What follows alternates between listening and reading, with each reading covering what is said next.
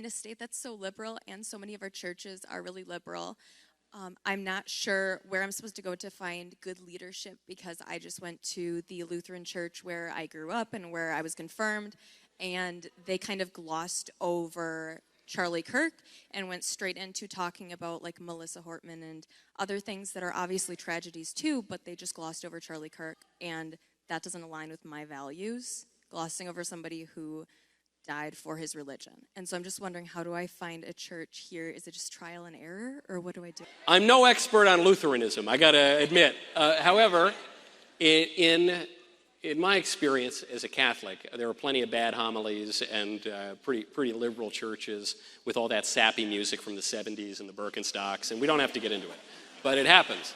And sometimes the homilies are, half the Communist Manifesto or something, and it's really frustrating.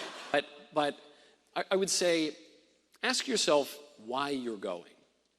And the answer to me is I don't go to church primarily to hear a good lecture. I love lectures. I listen to a million religious lectures all the time.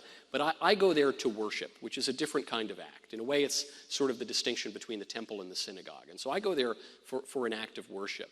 And I think that if you seek churches that understand what the service even is, that have that different understanding, I think a lot of the rest of it is going to follow.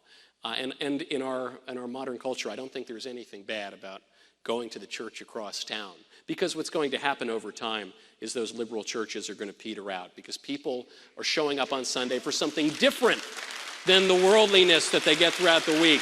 If all they're getting is the worldliness, no one's going to have kids, the median age is going to be 102, and it's going to go away.